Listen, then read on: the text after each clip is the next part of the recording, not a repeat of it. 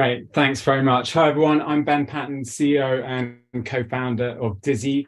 We're here to tackle the problem of packaging waste in groceries with our reusable packaging system. So most of you on the call understand why we're doing this, the devastating impact of packaging waste, particularly plastic packaging waste on our environment. You'll also probably understand how recycling rates are very low. We only recycle about 10% of the waste we create. And household waste management costs are skyrocketing. So we estimate it's over £1,000 a household in London at the moment and growing the whole time. So the long-term outlook for us is that there will be a transition from single-use to reusable packaging. It won't happen overnight, but it will happen. And this would mean a massive opportunity. A $12 trillion global grocery industry is being pushed and pulled to adopt reusable packaging. Lots of people want it. But we also see new and recent policy instruments and inflationary pressures. So for a lot of the brands we work with, they've seen their conventional single-use packaging go up in price by 50% in the last 12 months. So what's the solution? We've been working on a standardized reuse system because I couldn't share it. That's how we make it convenient, affordable, sustainable.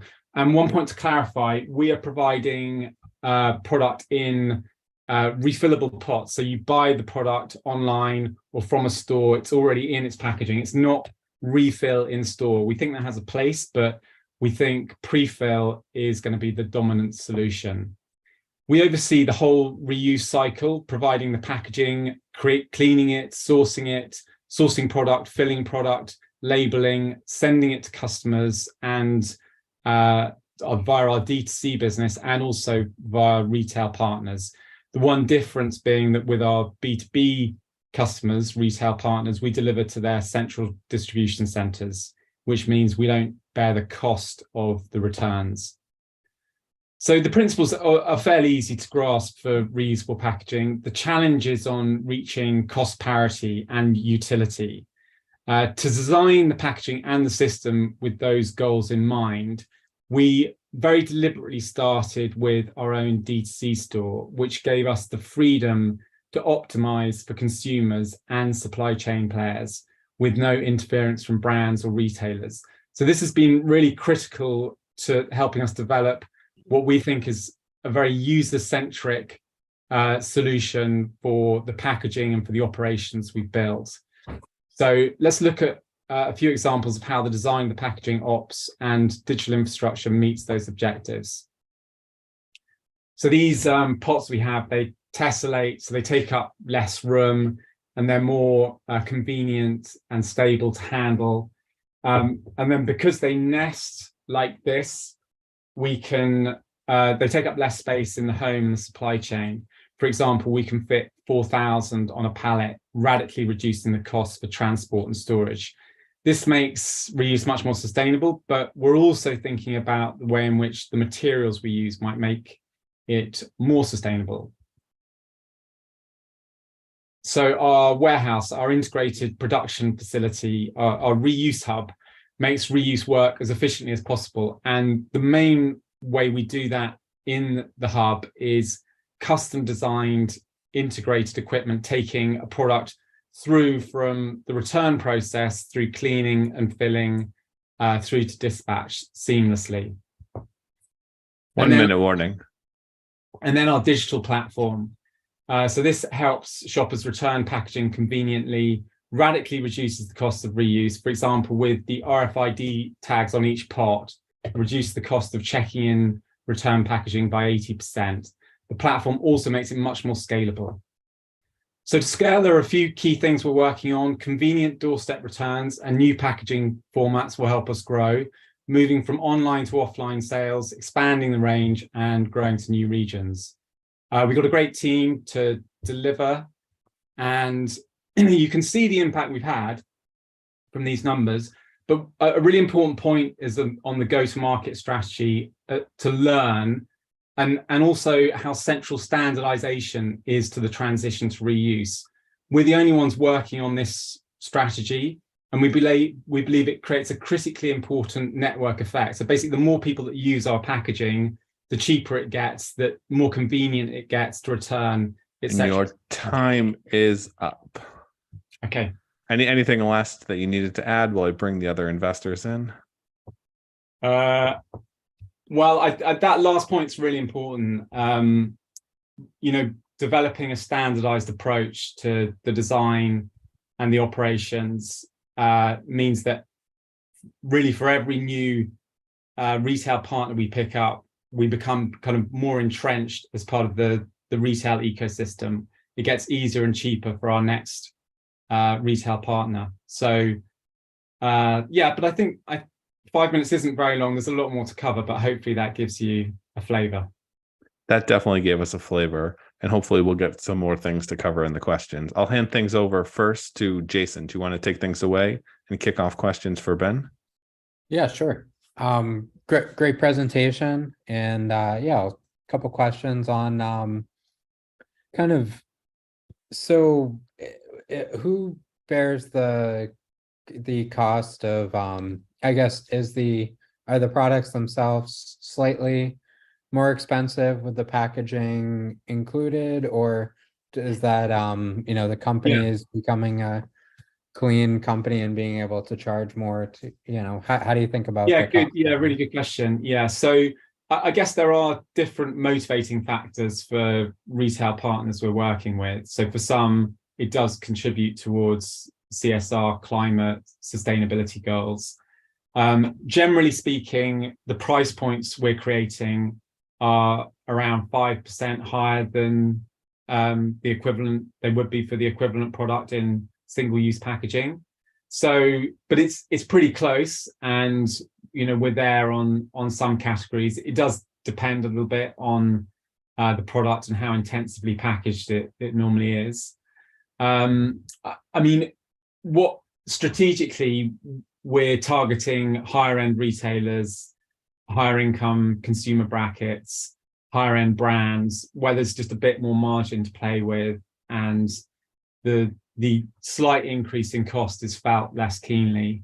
So I guess the bet we're making on long term is that for single use packaging, it's going to get more expensive because the costs are going to increase and the regulatory costs are going to increase, and that people are increasingly going to be drawn towards our reusable packaging, which we continue to make more and more competitive on price. So, we've brought the cost down by 20 percentage. Well, we've shifted the margin by 20 percentage points in the last 12 months. Oh, great. And then you kind of touched on this at the end, but so is your differentiator as you scale, it's not going to make sense for an individual retailer to do it while you'll have the scale to kind of clean, reuse, and, bring the new packaging. Is that how you're thinking about this? Yeah, I mean, I guess you could, it's a kind of concern that, legitimately you can level at any business at pretty much. And I guess the kind of good proof point we have already is that our first two grocer partnerships, they're retailers that have already been selling product in reusable packaging, and they've looked to us to take over parts of their range that they're selling and provide them with a more cost-effective solution. So I think, these are not the biggest retailers. I mean, they're good-sized, medium-sized retailers in the UK, and we're working our way up the food chain. But I think for those larger retailers, particularly at the moment, I don't think, as they're still grappling with digital transformation, COVID, supply chain changes, I don't think it's kind of that high up on their list of priorities, but it is a valuable thing for their consumers. So I feel like we offer good and novel value in an area that is not a focus for these guys. I think the other thing is that it's not something that the brands can so credibly address, because each brand's going to have quite a sort of partisan view. And the more retailers we work with, the the harder it is for any individual retailer to start to create their own version as well. So yeah, so we're trying to roll it out to as many retailers as we can, as quickly as we can. Right. Yeah, I like the approach. And kind of, I guess I'll wrap up with a last question here on kind of, I think one of the things I like a lot is that, you're approaching this as a B2B to C business, and you can tap into a lot of verticals at the same time by being the packaging solution that works with, brands that can push it out as partners or customers of yours, however you want to think about that. But yeah, in terms of, either current or customers you're already in discussions with, what's been, some of the challenging aspects so far of like verticals that you're trying to figure out packaging for, and how have you started to think about those challenges? Yeah, really good question. I mean, I guess there's some quite exciting things as well. Like there is some new value that we can add. So there's things like being able to tell a customer when a product's going to run out of date, and we're looking at other ways in which we can tell a customer when product's going to run out, help with the ordering process. And so there's some kind of exciting new opportunities and value you can create just beyond the kind of saving waste and sustainability pitch. But I guess it's quite new it's quite a sort of new proposition in the market. So we're keeping a fairly open mind around how we sell it. And we've white labeled the proposition for one of our initial clients, and the others use their own brand. So I think the thing about D2C is you can control the growth, and when you're working with business clients, the sales cycle's a bit longer and you can't control the growth in quite the same way, but the rewards are much greater. So I think, yeah, there's no huge blockers though. The one big fundamental fault line in reuse though is for sales between online and offline. So for online, most of the retailers have an inbuilt reverse logistics capability, so they can return the packaging to us. Whereas for offline, if someone buys packaging from a product in a store in London, gets on a train and they're 2 hours away, can they easily return that packaging? Because it has to be really easy. And I think that's the piece of infrastructure that needs to be worked on long term. It's something that we are looking at. So we're looking at distributed networks for returns. And I guess the point is you have quite a valuable asset to return. So there is margin to play with the return of that asset. Yeah, that makes sense. Appreciate it. Thank you very much. Thanks, Jason. And Matt, do you want to go next? Yeah, so I guess going now to like the supply chain side and actual refillable container. So do you have any IP surrounding the container itself? And if so, is there some material innovation that makes your packaging superior or just differentiated from either alternative types of reusable packaging that we're seeing for food grade, either single use or multi-use plastics? Or is it more so on the whole process that you have developed for the supply chain itself? Yeah, so there's no specific IP around the design or the materials we're using. I mean, it is the product of, processing over 700,000 items, in-depth, studies in the home and the supply chain. So it's the sum of a lot of work and insight. And I guess the way we think about, because I suppose the question ultimately is about like, how defendable is this? Is there a kind of moat here? And as I was saying earlier, I think the more adoption you have, the more defense you're building, because it just becomes cheaper and cheaper for new people to use your system against someone else's. I think the digital infrastructure also helps, because I mean, it provides us with a lot of the efficiencies in the warehouse and the reuse cycle. So, you know, when a load comes back into the hub, it immediately passes through this kind of RFID arch, and each individual pot which is, you know, there's a relationship between this pot and the specific product that's been in it, the specific batch, the specific customer, and the specific customer order.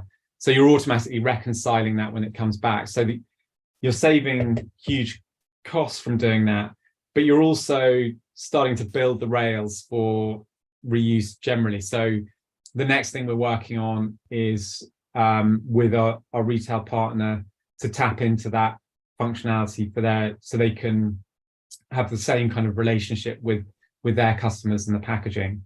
So I think that makes the whole thing get stickier and stickier and harder to replicate. But I think we want to be in a position where we're creating a system that's both very easy to use but open for others to use as well. We wouldn't want to say that no one else could use their packaging in our system, and ultimately we wouldn't mind if other people used our packaging dimensions but created it themselves. It would just be more efficient then for them to run things through our infrastructure, our digital infrastructure. Mm-hmm. And then to follow up on that, you know, the next is kind of tapping into the more grand vision with the reuse hubs is, as you're thinking about risk bearing and, you know, ownership, what do you hope to own as part of this full vertical stack? And then how do you think about the logistics and maintenance that go with this as well? Yeah, good question. I mean, I think things change over time, right? So initially we want a high level of involvement. I mean, we don't own all the assets, so we lease the cleaning, filling, labeling, all that tech is leased, and so all fairly kind of capital efficient. And you know, over time we would imagine going from a service, you know, at the moment we provide the product so we can make a margin on the product as well as the packaging service, but over time we would just be providing packaging as a service. And ultimately we might provide people with the tools to set up their own physical infrastructure as well. So I think the thing that we'll ultimately retain is the digital infrastructure, but as an early player, you know, you have to be fully vertically integrated. You have to provide the full solution, otherwise you don't have a proposition. And the benefits of the proposition from being a fully vertically integrated solution. So as a follow-up question to that, Peter Thiel says it's best to be the last company to do something, not the first. So are you the company that will be the last one to do this, or are you setting the groundwork for other people to come and usurp or override you? Well, we're not the first. So we've definitely had the benefit of learning from a few others in this space. I guess the most prominent is a business called Loop. And, you know, they've been really valuable pioneers in the space. I think, you know, we don't envisage that there'll be one player to provide one solution for every region and every category of packaging. But I think over time, we feel that it's the digital infrastructure that we want to increasingly own. I mean, I guess, you know, that's a concern, but I think why I'm encouraged is that we're already solving the problems for businesses that are looking to provide this to customers who are buying it frequently. So, you know, I hope that we can continue to build on that foothold, and we seem to be at the moment. So, yeah.